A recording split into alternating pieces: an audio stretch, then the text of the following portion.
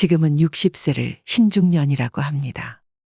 그리고 70세 노인을 초로장년이라고 부릅니다. 그렇지만 말로만 중년 장년이면 뭐합니까? 그에 걸맞은 매력적인 포인트가 있어야 하지 않겠습니까? 그야말로 멋지게 나이 들어야 한다는 뜻입니다. 얼마 전 아주 유쾌한 모임에 참석하게 되었습니다. 지인의 초대로 함께한 자리의 장은 80대가 넘은 분으로 걸음걸이가 단정하고 앉은 모습도 흐트러지지 않았으며 참석자들이 올 때마다 애정어린 인사로 반겨주었습니다. 모임 내내 그분은 상대가 가진 좋은 점을 칭찬하며 서로에게 도움이 되는 조언을 하셨죠. 식당의 주인에게도 위트 넘치게 대하였으며 마지막에는 조용히 밥값까지 자신의 카드로 지불했습니다. 한 번도 염색하지 않으셨다는 머리는 화이트와 그레이가 어울려 더욱 단정한 모습을 보이셨고 하얀 셔츠에 자켓 차림은 꽤 멋있는 옷차림이었습니다. 10명이 모여 식사를 하였는데 모임이 파하고 집에 돌아와도 유쾌한 기분이 내내 들었습니다. 아름다운 노년의 전형을 보게 된 것 같아 앞으로의 지향점도 생기기도 해서 좋은 기분이 들었는데요.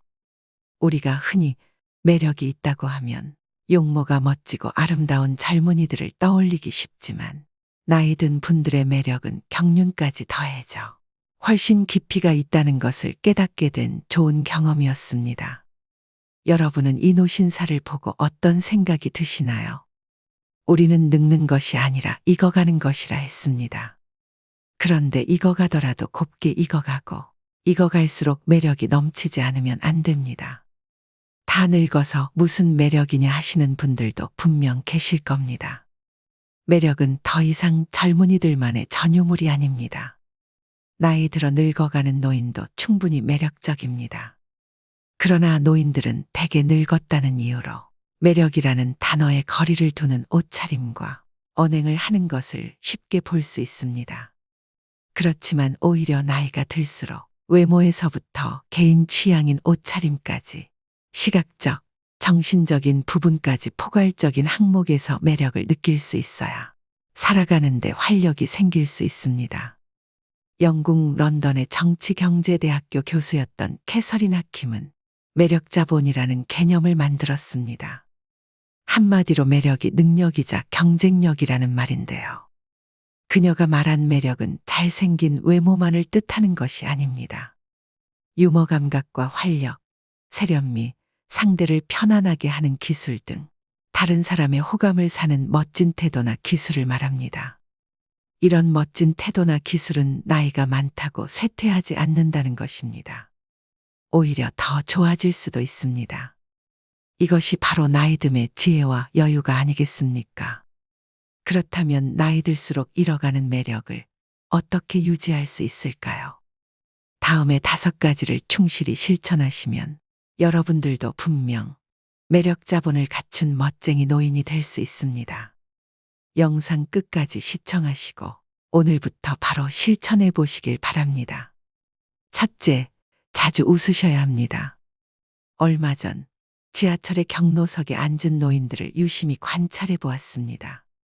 거의 모든 노인의 인상이 찌그러져 있었는데요. 이처럼 대개 노인하면 인상이 찌푸려져 있는 모습을 떠올립니다. 그러나 가끔 인터넷에서 사진을 검색하다 환하게 웃고 있는 주름진 노인의 얼굴을 보면 훨씬 안정감을 주고 세월의 깊이를 느끼게 해줍니다. 그러니 자주 크게 일부러라도 웃으셔야 합니다.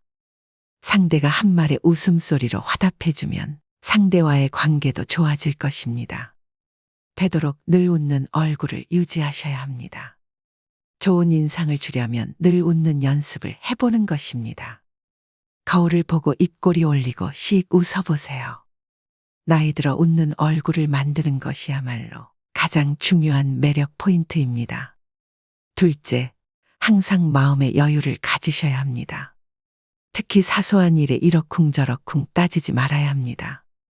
나이 들어가면서 불평불만이 잦은 것은 듣는 사람에게 동정심을 일으키지도 못하고 오히려 흉하다는 생각을 하게 합니다.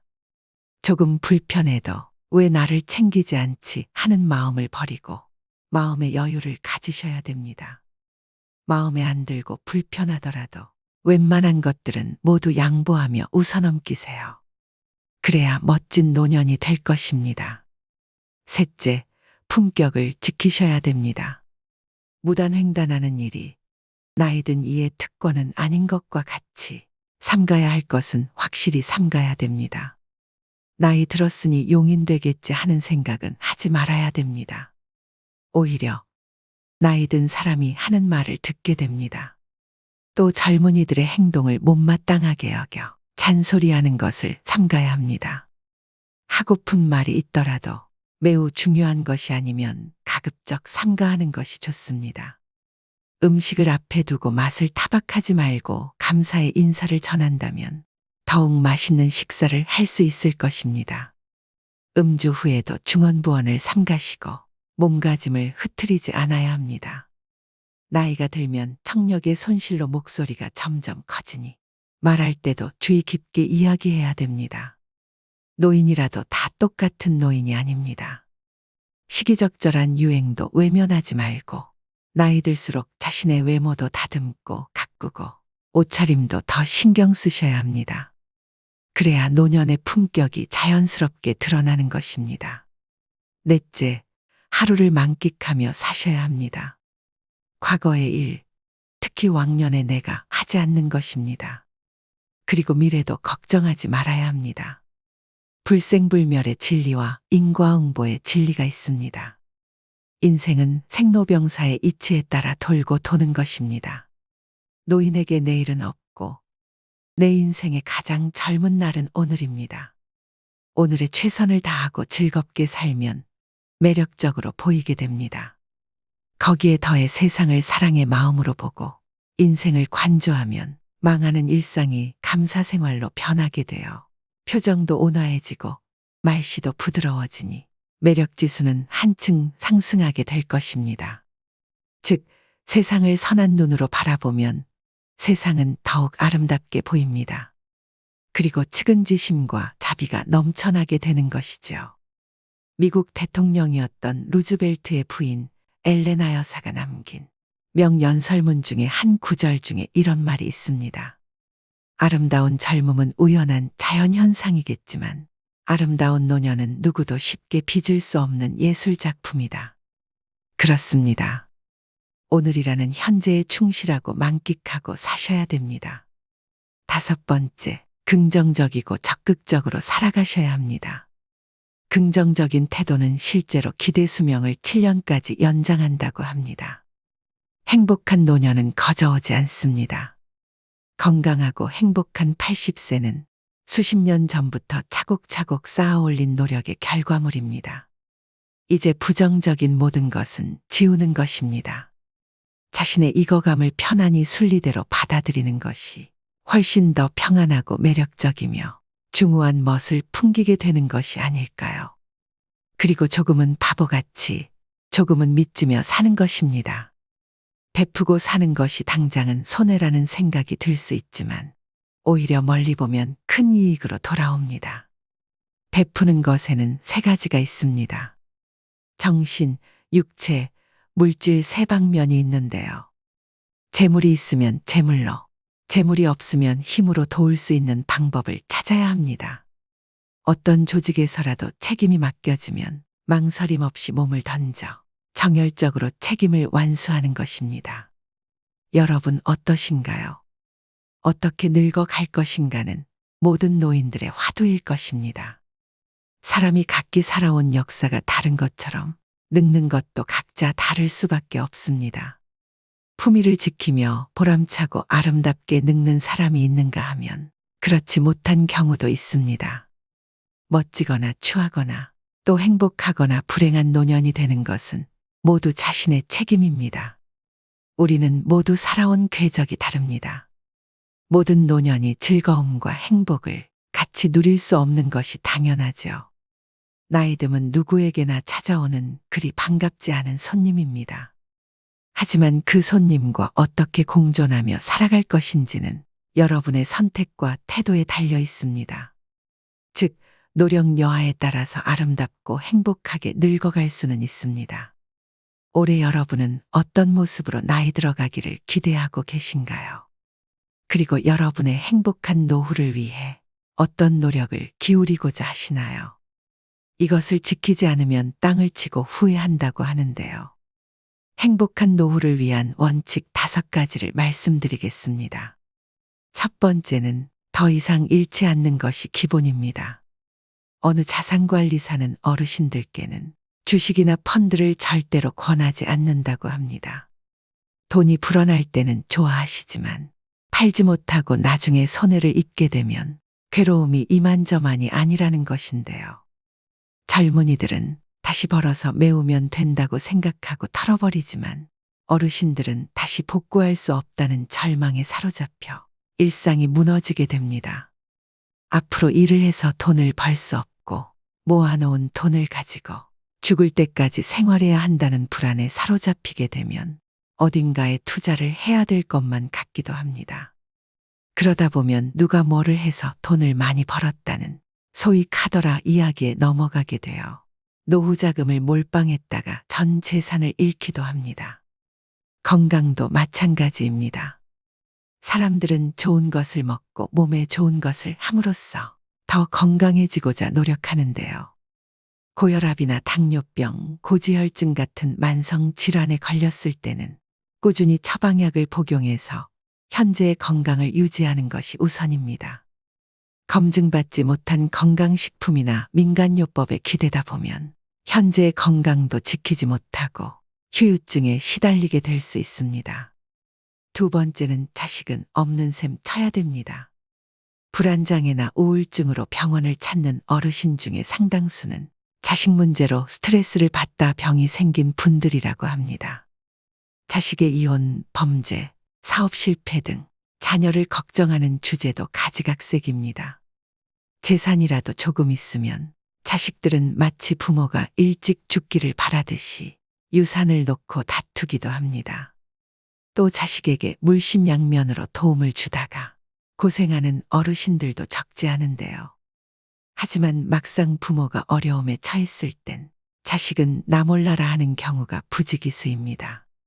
그렇게 자식으로부터 외면받고 마음고생하는 어르신들을 주변에서 흔히 볼 수 있죠. 경제적으로 자립하지 못했다고 해서 계속 퍼주면 내 노후가 먼저 무너지게 됩니다. 나이 들수록 자식과 부모 관계는 서로를 너무 많이 의존해서는 안 됩니다. 그래야만 정신적으로 건강한 노후 생활을 할 수 있는 것이죠. 자식에 대해서 신경 쓸 시간의 절반이라도 내 옆에 있는 배우자에게 서로 신경 쓰고 아껴주면 더 행복한 말년을 보낼 수 있을 것입니다. 세 번째는 새로운 관계를 만드셔야 됩니다. 나이가 들수록 고립되어 지내게 됩니다. 알고 지내던 사람들도 하나둘씩 건강상의 이유로 밖에 나가지 못하게 되는데요. 그 중에는 안타까운 병이나 사고로 죽어가는 이도 있습니다. 사회적 고립과 우울증을 예방하기 위해 지속적으로 사회 활동을 하고 마음 맞는 사람들과 꾸준히 만나면서 소통하는 것이 중요합니다. 여러분은 나이 들수록 제일 두려운 게 무엇인가요? 아마 대부분의 분들이 치매가 걱정된다고 말씀하실 텐데요. 우울증은 치매의 원인 중 하나라고 합니다. 그만큼 노후의 정신 건강을 위해서는 외로움, 고립감을 극복하시는 게 가장 중요합니다. 친구를 사귀기 위해서는 사람들이 있는 장소에 가야 합니다. 기존의 인연을 이어가는 모임도 중요하지만 같은 취미를 가진 사람들이 모인 동호회나 봉사활동 같이 새로운 사람을 만날 수 있는 기회도 만드셔야 됩니다. 혼자 되는 것이 두려워 마음이 맞지 않는 사람과 계속 인연을 유지하시는 분들이 있습니다. 그런 점에서도 새로운 관계를 맺어 아프고 속상한 일이 있을 때 만나서 얘기할 이가 있어야 합니다. 네 번째는 나에게도 너그럽고 남에게도 너그러워야 합니다. 일생을 아주 단순하게 나누면 행운, 보통, 불운으로 3등분 할 수 있을 것입니다. 하지만 삶이 그렇게 단순하지만은 않지요. 행운과 보통의 경계선에 위치한 일이 발생하는 경우 누구는 행운으로 받아들이고 누구는 보통으로 받아들입니다. 즉, 삶을 어떻게 대하느냐에 따라 달라집니다. 항상 내가 맞고 남은 틀려야 한다고 고집하는 이는 자신이 틀릴 때마다 화가 나서 싸울 것입니다. 나도 틀리고 남도 틀리다고 생각하는 사람은 매사에 부정적입니다. 남편도 마음에 안 들고 자식도 마음에 안 들고 직장도 마음에 안 들고 나라도 마음에 안 듭니다. 가장 마음 편하게 사는 사람은 나에게도 너그럽고 남에게도 너그러운 사람입니다. 세상에 대해서 기대하는 것이 하나도 없다는 것은 희망이 없다는 것인데요. 하지만 세상에 대해서 기대치가 너무 높으면 매사가 불행해집니다. 사람도 일도 돈도 내 기대를 채워주지 못합니다. 따라서 나에게도 만족하고 남에게도 만족하는 삶을 살아야 합니다. 마지막 5번째는 현재에 집중해야 합니다. 옛날은 옛날이라고 생각을 하고 툭툭 털고 일어나야 합니다. 과거에 행복했다는 생각 때문에 현재가 불행하게 느껴져서는 안 됩니다. 과거의 트라우마로 인해 아직까지 불행에서 벗어나지 못해서는 안 됩니다. 미래에 대해서도 마찬가지입니다. 희망을 잃고 절망에 빠지면 현재도 불행해집니다. 장밋빛 미래에 현혹되면 현재를 대강대강 살면서 꿈을 쫓는다고 생각하기 쉽습니다. 과거의 잘못을 돌이켜보면서 같은 실수를 되풀이하지 말아야 한다는 점에서 과거 역시 무시해서도 안 되겠죠. 미래에 대한 희망도 필요하고 미래에 대한 걱정도 필요합니다. 하지만 삶의 중심은 언제나 현재여야만 한다는 것을 명심하셔야 됩니다. 행복하고 건강한 노년을 위한 필수 원칙 5가지를 말씀드렸는데요. 사람들은 살다 보면 흔히 지금보다 더 나빠질 게 없다는 말을 하곤 합니다. 하지만 과거가 현재가 되고 현재가 미래가 됩니다. 최악의 시점이라고 생각이 들던 과거의 한때도 지금 돌이켜보면 그때가 지금보다는 나았다는 생각이 들 수 있을 텐데요.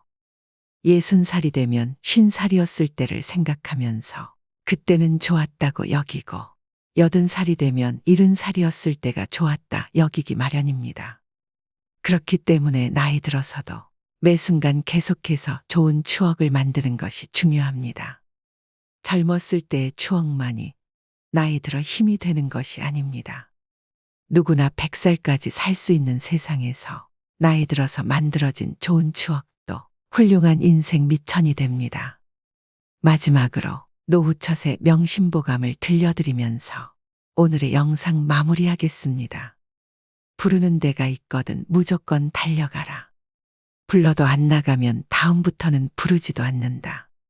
아내와 말싸움이 되거든 무조건 져라. 여자에게는 말로써 이길 수가 없고 혹 이긴다면 그건 소탐대실이다. 밥도 제대로 못 얻어먹는 수가 있을 것이다. 일어설 수 있을 때 걸어라. 걷기를 게을리하면 일어서지도 못하게 되는 날이 생각보다 일찍 찾아올 것이다. 남의 경조사에 나갈 때는 제일 좋은 옷으로 차려입고 나가라. 내 차림새는 나를 위한 뽐냄이 아니라 남을 위한 배려다. 더 나이 먹기 전에 아내가 말리는 것 말고는 뭐든지 시작해보라. 일생 중에 지금이 가장 젊은 때다. 옷은 좋은 것부터 입고 말은 좋은 말부터 하라. 좋은 것만 하여도 할 수 있는 날이 얼마 남지 않았다. 누구든지 도움을 청하거든 무조건 도와라. 나 같은 사람에게 도움을 청하는 사람이 있다는 것을 감사히 생각하자. 안 좋은 일을 당했을 때는 이만하길 다행이다 하고 믿었던 사람에게 배신당했다면 오죽하면 그랬을까 하고 젊은 사람에게 무시를 당했으면 그러려니 하고 살자. 범사에 감사하며 살자. 적어도 3가지는 감사해야 한다. 나를 낳아서 키워준 부모에게, 이날까지 밥 먹고 살게 해준 직장에, 한평생 내조하느라 고생한 아내에게 감사하자. 이 3가지에도 감사함을 모른다면 사람의 도리가 아니다. 나이 들었어도 인기를 바란다면 입은 닫고 지갑은 열어라. 자식에게 용돈 주고 후배들에게는 가끔 한턱을 쏘고 아내와는 외식을 자주 하라. 어떤 경우에라도 즐겁게 살자. 현실의 고통도 지나고 보면 아무것도 아니다. 보고 싶은 사람은 미루지 말고 연락을 해서 약속을 잡아 만나라. 내일 죽는다고 생각하자. 오직 한 번뿐인 인생살이 순간을 소중하게 여기고 만나는 인연마다 귀하게 여기자. 오늘도 노후의 지혜와 함께 해주셔서 감사드립니다. 황금빛으로 무르익어가는 여러분의 지혜로운 인생을 언제나 응원합니다.